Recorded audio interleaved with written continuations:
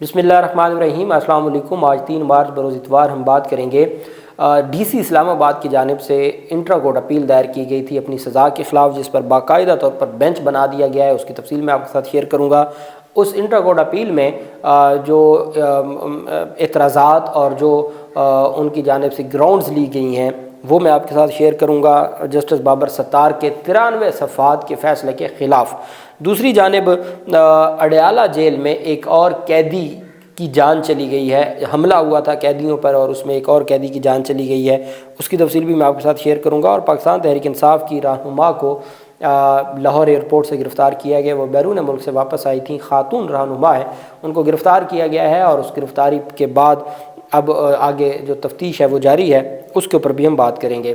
سب سے پہلے تو میں آپ کو بتاتا چلوں کہ لاہور میں ایک جو واقعہ پیش آیا تھا، لاہور میں توہین کے الزام میں ایک خاتون نے ایک عربی برانڈ کا کرتا اور قمیض پہنی تھی، اور جو انہوں نے شرٹ پہنی ہوئی تھی، اور اس پر پھر توہین کا الزام لگا اور بعد میں پتہ چلا کہ وہ تو برانڈ ہے اور اس میں کوئی ایسی چیز نہیں لکھی ہوئی تھی۔ بہرحال لاہور کے علاقے اچھرا میں مذہبی توہین کے الزام میں خاتون کو ہراساں کرنے والے ملزمان کے خلاف پولیس کی مدیت میں بالآخر 3-4 دن کے بعد مقدمہ درج کر لیا گیا ہے۔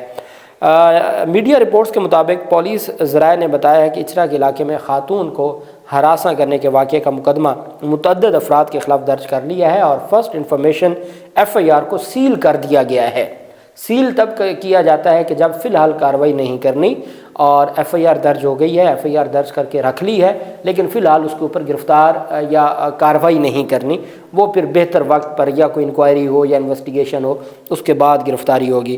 ملزمان کے خلاف جو FIR ہے وہ SHO اچھرا محمد بلال کی مدیت میں درج کی گئی۔ پولیس نے بتایا کہ FIR کے اندراج کے حوالے سے پولیس کے متعدد اجلاس ہوئے اور ابتدائی طور پر مذہبی پہلو مد نظر رکھتے ہوئے FIR نہ درج کرنے کا کہا گیا، تاہم بعد ازاں اجلاس میں FIR کا حکم دیا گیا تھا۔ آپ جانتے ہیں کہ اس وقت بھی نام نہاد مذہبی رہنماؤں کو بلا کے تھانے میں اور پھر معذرت بھی کروائی گئی تھی، اور اب انہی لوگوں کے خلاف مقدمہ نامعلوم مقدمہ ہے۔ پولیس نے FIR میں 5 نامزد اور متعدد نامعلوم ملزمان کے خلاف مقدمہ درج کرایا ہے، اور ملزمان کی شناخت CCTV فوٹیج کی مدد سے کی جا رہی ہے۔ پولیس کا کہنا ہے کہ FIR سیل ہونے کی وجہ سے ابھی تک کوئی گرفتاری عمل میں نہیں لائی جا سکی۔ ہم وقت پہ فیصلہ کریں گے کہ اس جو FIR ہے اس کو اوپن کرنا ہے، کب کرنا ہے اور کس طریقے سے سارے معاملے کو آگے لے کے چلنا ہے۔ دوسری جانب پاکستان تحریک انصاف کی رہنما عالیہ حمزہ کو گرفتار کر لیا گیا ہے۔ عالیہ شہزاد کو لاہور ایئرپورٹ پر گرفتار کیا گیا ہے۔ PTI رہنما عالیہ شہزاد سعودی عرب سے واپسی پر لاہور ایئرپورٹ سے گرفتار کر لی گئی ہیں۔ PTI رہنما عالیہ شہزاد کو تھانہ سرور روڈ پولیس نے لاہور ایئرپورٹ سے گرفتار کر کے تھانہ لٹن روڈ منتقل کر دیا۔ عالیہ شہزاد تھانہ سرور روڈ میں درج مقدمے میں درج تھیں۔ PTI رہنما پولیس کو 9 مئی کو پیش آئے واقعات میں مطلوب تھی۔ تھانہ سرور روڈ میں آپ جانتے ہیں کہ جو اہم کیس ہے کور کمانڈر ہاؤس حملہ کیس، جو 96/23 FIR نمبر ہے، اس میں مطلوب تھیں اور وہ بیرون ملک تھیں، سعودی عرب سے وہ واپس آئیں، اور واپسی پر کل ان کو گرفتار کیا گیا، اور اس کی تفصیلات آج سامنے آئی ہیں کہ سعودی عرب سے واپسی پر ان کو گرفتار کیا گیا ہے، اور اب مزید کارروائی کے لیے وہ ڈیفینیٹلی ان کو عدالت میں پیش کیا جائے گا۔ اگر تو وہ پہلے سے نامزد تھیں تو ان کا جسمانی ریمانڈ کی استدعا کی جائے گی، وہ پہلے سے نامزد نہیں تھیں تو ان کو شناخت پریڈ کے لیے جوڈیشل ریمانڈ کی استدعا کی جائے گی، پھر شناخت پریڈ ہوگی، پھر فزیکل ریمانڈ ہوگا، اور پھر یہ سارا سلسلہ آگے چلے گا۔ تو عالیہ شہزاد کو گرفتار کیا گیا ہے سعودی عرب سے واپسی پر لاہور ایئرپورٹ سے۔ دوسری طرف آپ جانتے ہیں کہ ایک بڑا فیصلہ سامنے آیا توہین عدالت کیس کا، اور یہ اپنی نوعیت کا بہت بڑا فیصلہ ہے، اور ہم دیکھتے رہے ماضی میں مختلف رہنماؤں کے خلاف توہین عدالت کی کارروائی ہوتی رہی، سیاسی لوگوں کے خلاف کارروائی ہوتی رہی، لیکن یہ پہلی کارروائی تھی جو کسی بیوروکریٹ کے خلاف ہوئی ہے۔ یہ بہت اہم بات ہے کہ کسی بیوروکریٹ کے خلاف یہ پہلی کارروائی تھی اپنی نوعیت کی جو ہوئی ہے، اور اس میں DC لیول کے یا SSP آپریشن لیول کے یا اور افسران کے خلاف اس طرح سے 6 ماہ کی سزا سنانا، یہ اپنی نوعیت کی ایک واحد ہمیں نظر آتی ہے موجودہ ان حالات میں، چونکہ مختلف ہم نے دیکھا لاہور ہائی کورٹ میں بھی آئی جی اسلام آباد کے خلاف بھی کارروائی ہوئی تھی، ڈی آئی جیز کے خلاف کارروائی ہوئی، لیکن وہ کارروائی آگے نہ چل پائی۔ لیکن جو جسٹس بابر ستار صاحب تھے، آپ کو یاد ہوگا جسٹس بابر ستار صاحب ایک بات پر نالاں ہوئے تھے کہ آپ مجھے اپروچ کرنے کی کوشش کر رہے ہیں، یہاں تک معاملہ گیا تھا۔ پھر وہ بیرون ملک جانا چاہتے تھے، ان کو بھی روک دیا گیا، ان کا نام ECL میں ڈال دیا گیا اور یہ سارا سلسلہ شروع ہوا۔ اب اس میں جو درخواست دائر کی ڈپٹی کمشنر اسلام آباد عرفان نواز میمن نے انٹرا کورٹ اپیل دائر کی ہے، توہین عدالت کا جو فیصلہ ہے 93 صفحات پر مشتمل، اس کو چیلنج کیا ہے۔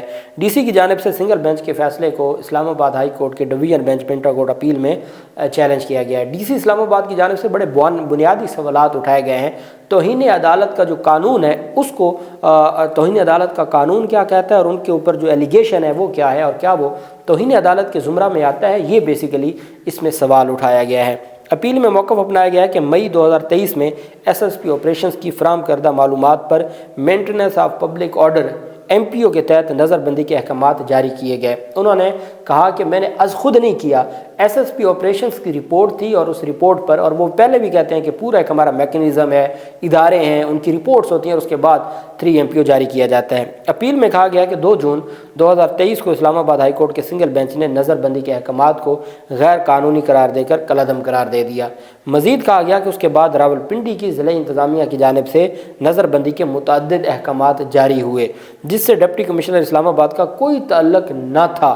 سنگل رکنی بینچ نے راولپنڈی کی ضلعی انتظامیہ کے خلاف کوئی توہین عدالت کی کارروائی نہیں کی، اور جو DC راولپنڈی کی جانب سے جاری کیے جاتے رہے 3 MPO، وہ بھی انہوں نے جن سے ہمارا کوئی لینا دینا نہیں تھا وہ بھی ہمارے کھاتے میں ڈالے گئے۔ ڈپٹی کمشنر کی اپیل کی کہ 5 اگست 2023 کو عمران خان کی گرفتاری ہوئی، جو عمران خان کو گرفتار کیا گیا اور جب ان کو سزا ہوئی توشہ خانہ میں، 5 اگست 2023 کو عمران خان کی گرفتاری ہوئی۔ 8 اگست 2023 کو انٹیلیجنس بیورو اسپیشل برانچ کی رپورٹ کی بنیاد پر ڈپٹی کمشنر اسلام آباد نے نظر بندی کے احکامات جاری کیے۔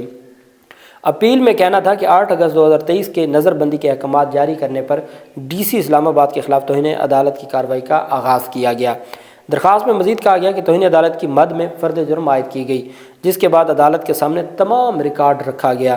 DC اسلام آباد نے عدالت کے روبرو اپنا تفصیلی بیان بھی ریکارڈ کروایا۔ اپیل کے مطابق انٹیلیجنس بیورو اور اسپیشل برانچ حکام نے بھی عدالت میں اپنی رپورٹ کے حوالے سے تائیدی بیان دیا۔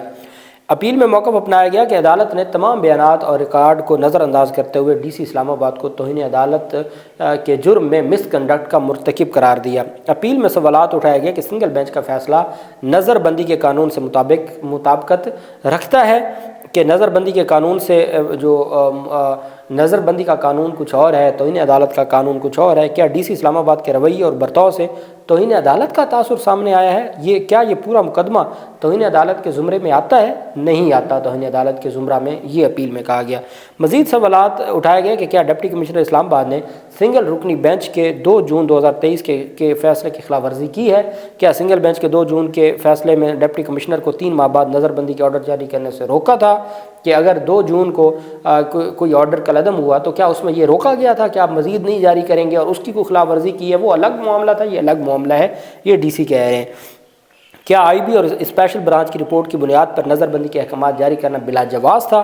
اپیل میں کہا گیا کہ اگر ڈپٹی کمشنر اسلام آباد کے اقدامات سے عدالت کی حکم عدولی ہوئی تو کیا اسلام آباد کی حدود سے باہر دیگر حکام نے نہیں کی؟ اگر عدالت کہتی ہے، DC کہتا ہے کہ اگر ہم نے کیے تو کیا باقی ضلعوں میں نہیں ہوئی؟ کسی کے خلاف کارروائی نہیں ہوئی سوائے میرے؟ کیا سنگل رکنی بینچ نے توہین عدالت کا کیس ذاتی جذبات کی بنیاد پر چلایا اور جذباتی فیصلہ دیا؟ یہ DC اسلام آباد اپنی اپیل میں لکھ رہے ہیں کہ کیا جذبات کی بنیاد پر چلایا اور جذباتی فیصلہ دیا؟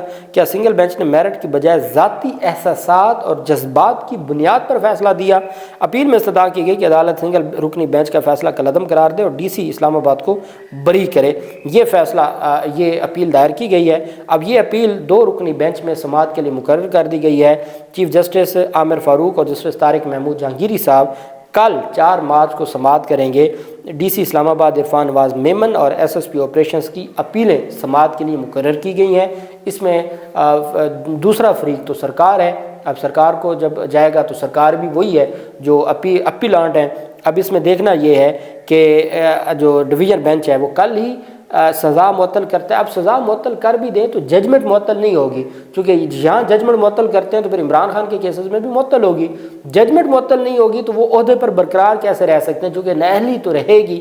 یہ قانون بڑا واضح ہے. اب دیکھنا یہ ہے کہ عدالت کیا فیصلہ دیتی ہے. اڈیالہ جیل میں جو پچھلے ہفتے ایک افسوسناک اور تشویشناک واقعہ پیش آیا تھا، جس میں ایک قیدی کی ڈیتھ ہو گئی تھی، ان کو قتل کر دیا گیا تھا، اور دوسرا قیدی تشویشناک حالت میں ان کو پیمز ہاسپٹل میں منتقل کیا گیا تھا، وہ بھی زخموں کی تاب نہ لاتے ہوئے آج ان کی بھی ڈیتھ ہو گئی ہے.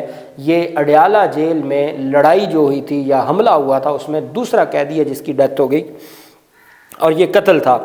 ایک ہفتہ قبل ذہنی مریضوں کے وارڈ میں اور سیل میں، جو سیل نمبر 8 تھا، اس میں جھگڑے کے دوران زخمی ہونے والے ایک اور ذہنی مریض قیدی حماد بھی چل بسا.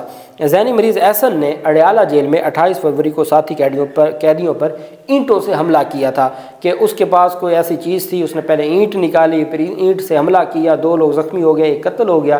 جو زخمی ہوئے تھے اس میں سے ایک آج وہ بھی اب مقتول ہو گیا. جیل حکام کا کہنا ہے کہ جھگڑے کا معاملہ ذہنی مریضوں کے سیل نمبر 8 میں پیش آیا تھا. قیدی احسن نے پانی والے مگ سے دیوار سے اینٹ نکالی، پہلے پانی والا مگ توڑا، اس کو اینٹ نکالی اور اینٹ سے اس نے قیدیوں پر حملہ کیا اور دیگر ذہنی مریض قیدیوں پر حملہ کر دیا. اعلامیہ کے مطابق قیدی کے حملے میں سوئے ہوئے قیدی زخمی ہوئے تھے. زخمی قیدیوں میں اعجاز ربانی، شیراز اور حماد علی شامل تھے. حکام کا کہنا تھا کہ زخمی اعجاز دوران علاج ہی ہاسپٹل میں دم توڑ گیا تھا اور حماد آج چل بسا ہے. اور یہ اب 2 قتل ہو گئے ہیں، جو قتل کی تعداد ہے وہ 2 ہو گئی ہے اڈیالہ جیل میں 28 فروری کے واقعے میں. اور اس میں یہ ایک تشویشناک صورتحال ہے، انتہائی سینسٹیو جگہ ہے جہاں پر اتنا بڑا واقعہ پیش آیا ہے، اور انکوائری جاری ہے. ڈی آئی جی جو جیل خانہ جات ہیں اس کے اوپر انکوائری کر رہے ہیں، اور ہم امید کرتے ہیں کہ جو ذمہ داران ہوں گے، کن کی غفلت تھی، اتنا بڑا واقعہ ہوا، 3-4 لوگوں کو زخمی کیا گیا جس میں سے 2 کی ڈیتھ ہو چکی ہے، اور اتنی دیر میں جو حکام تھے انہوں نے کارروائی نہ کی، روکا نہیں. تو یہ اس کے اوپر کارروائی جو اتھارٹیز ہیں، ہائر اتھارٹیز ہیں، وہ ڈی آئی جی ہوں یا آئی جی جیل خانہ جات ہوں، وہ ان کے خلاف کریں گے. اللہ پاک پاکستان کا حامی ناصر ہو. بہت شکریہ. اللہ حافظ. پاکستان زندہ باد.